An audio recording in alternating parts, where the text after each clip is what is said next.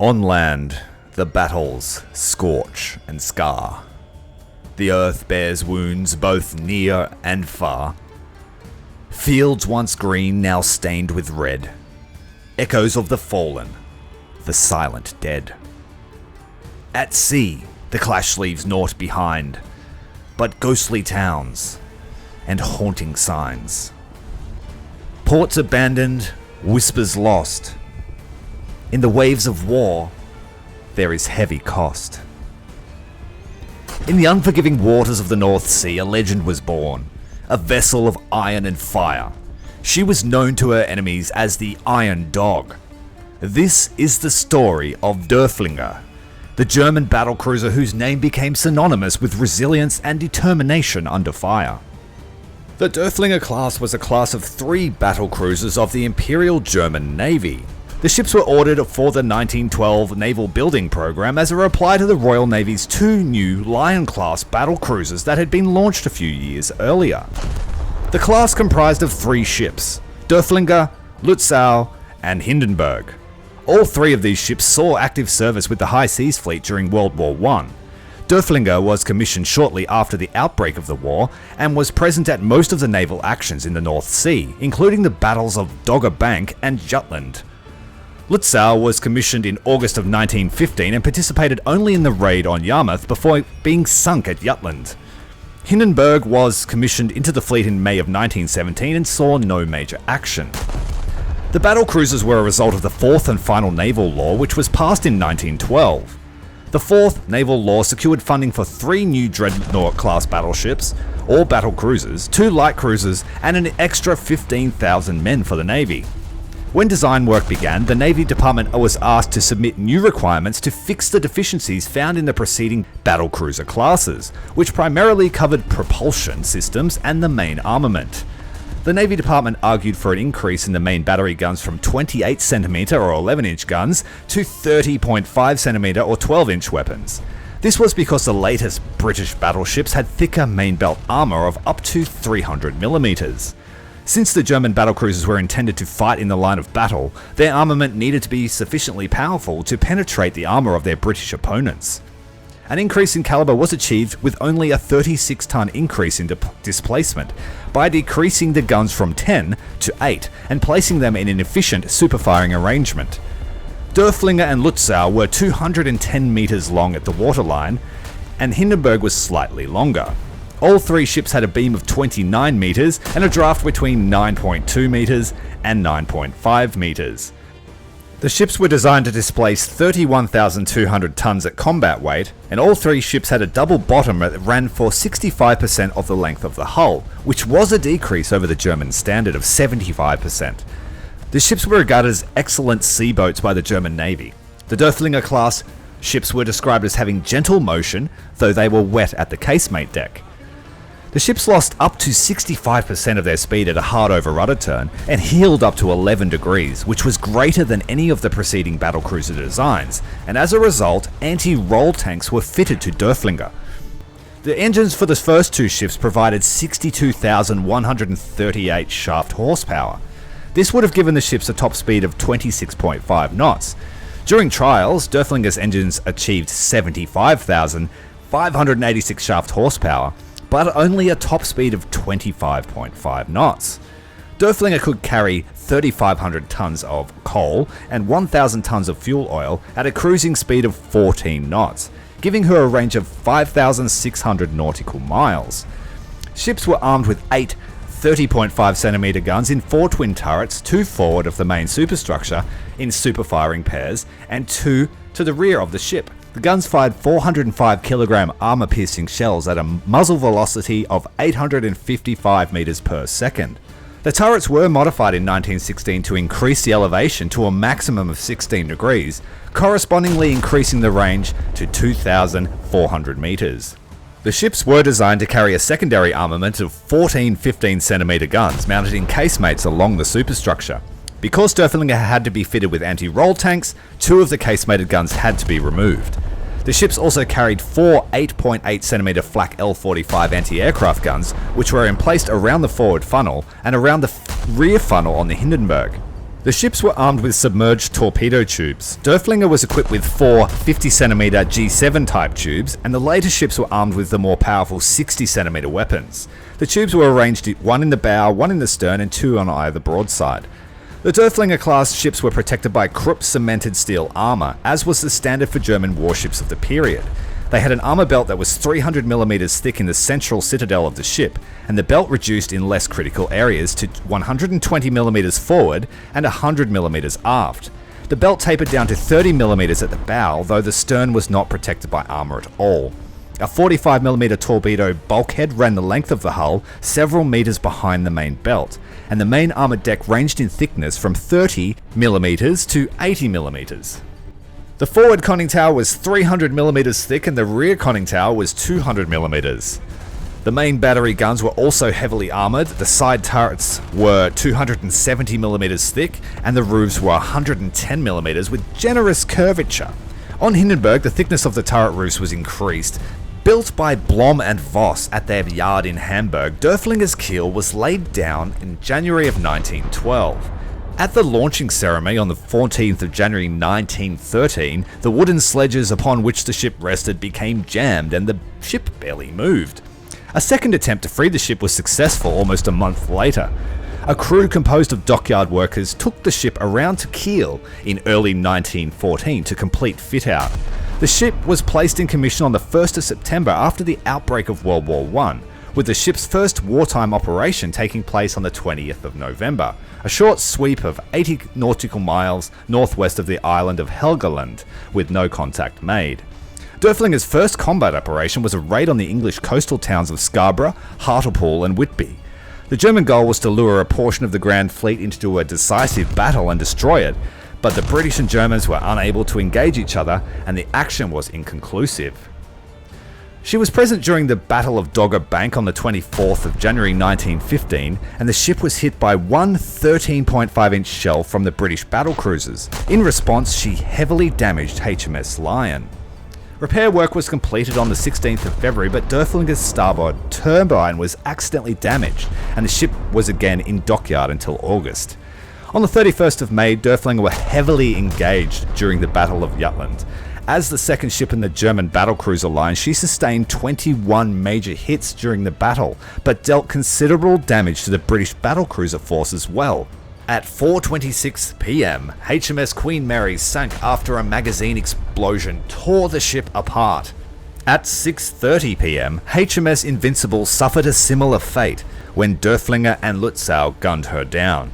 During the engagement, Derfflinger had both her rear turrets knocked out by British gunfire and suffered the highest crew casualties of all the German ships still afloat, with 157 men killed and 26 wounded. The British sailors that faced her resilience and tenacity named her the Iron Dog. After the battle, extensive repairs were required, and during this time the pole mast was replaced with a tripod mast. Following the German capitulation in November of 1918, Derfflinger was interned with a significant portion of the High Seas Fleet in Scapa Flow. That was until Rear Admiral Ludwig von Walter ordered the fleet be scuttled on the 21st of June 1919. 66 vessels of all types were sunk, a major propaganda coup for the German Navy after losing a world war. Derfflinger, the Iron Dog, and her rusty crew refused to go down without a fight. Ahoy, welcome back to the channel. Before we go any further, hit the like button, start a conversation in the comments, it really helps with discovery. Today we're looking at SMS Derfflinger, the newest battlecruiser to be added to the German line, sitting at 6.3. Looking at the ship, she's very long, very different in its design compared to the other German battleships and cruisers that we have in the tech tree, except for perhaps the Scharnhorst. And I'm a little bit annoyed that they didn't add these sorts of ships first and then give us the Scharnhorst and the likes later, because I feel like this ship has sort of missed the boat, so to speak, and the gameplay doesn't favour these battle cruisers from World War I in the current state of the game, and especially the decompression. But for the ship itself, it's a beautiful looking ship. It is very well armoured. It has a much better citadel, a much better belt than most of the other German battlecruisers. It has a distributed armor scheme, so you have armor all along the length of the ship at varying thicknesses, with a maximum of 300 at the waterline, which is quite significant. It will block most shots, and the ship itself has an excellent armor scheme behind that thick belt, which leads itself to very good protection. I would say though that as tempting as it is to not want to go broadside in War Thunder Naval, the biggest weakness the ship has are its barbettes and the front armor scheme here through the bow. Behind the main belt you have a slanted plate of 50mm. That won't stop much at long range, but at short range it does have increased protection. Behind that we have the torpedo belt, which was a few meters behind the main belt on this ship class, as well as quite thick coal bunkers. So this ship will be able to defend itself from itself. That is confirmed. So it is designed on paper to fight a ship with its caliber of gun, and it can do that at a decent combat range. The problem lies in the fact that it does not face ships just from its class anymore, and you will face modern armor-piercing shells from World War II, which have no issues cutting through this barbette at any angle, at any range. And so I would say that you probably want to stay broadside in this ship. Honestly, it gives you the most protection. Bow fighting, it has gotten me into trouble, let's just say that. Having a look here, we'll use the USS Mississippi's shell, which is a 14-inch modern shell in War Thunder terms, and at 10 kilometers, she cuts through the Derfflinger at any angle, at any range, coming in at a generous angle, as 10 kilometers would, and it just cuts straight through that secondary plate behind the main belt. And the ship itself is quite congested behind the citadel, so if something gets through, you are going to lose something significant. The deck itself is not very thick, so you won't want to fight at long range. Plunging fire will fall straight through the deck of this ship and hit the very squishy, very congested internals.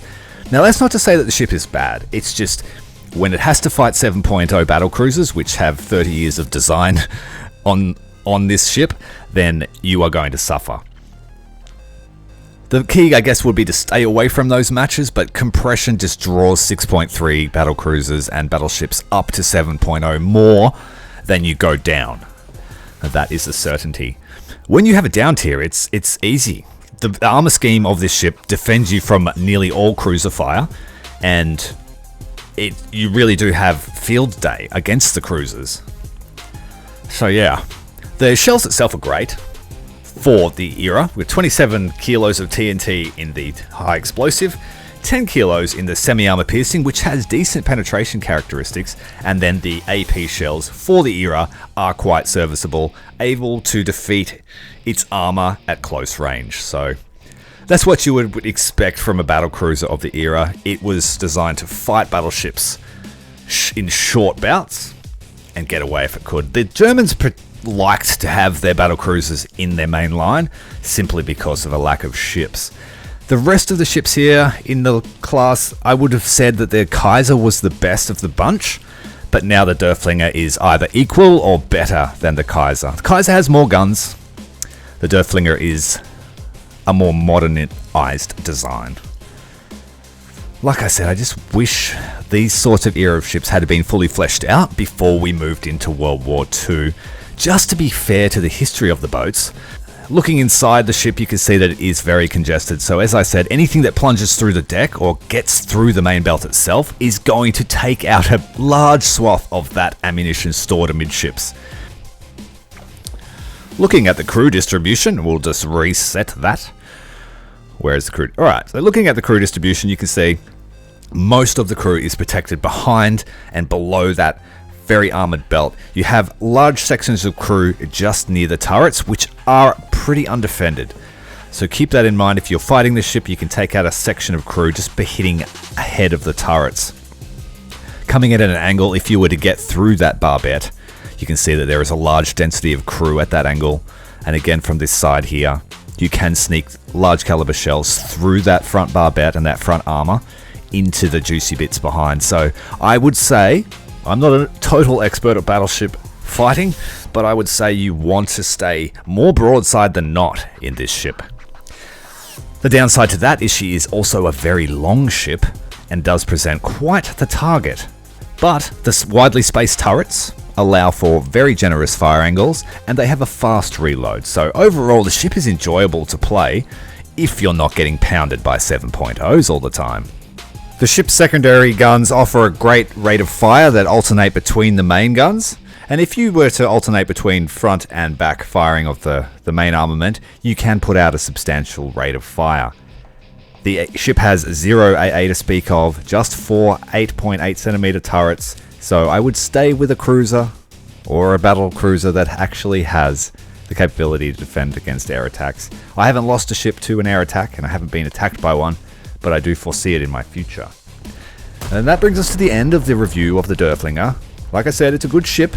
Came a little bit too late. If you're enjoying the content, hit like, hit subscribe. The gameplay will follow. I've decided to split those sorts of videos up.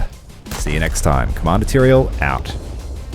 If you're interested in other ship reviews, check out some of the ones on the left-hand side of screen right now. If you're after something a little different, I play lots of other games, and you can see some playlists on the right-hand side of screen. Take care, my friends.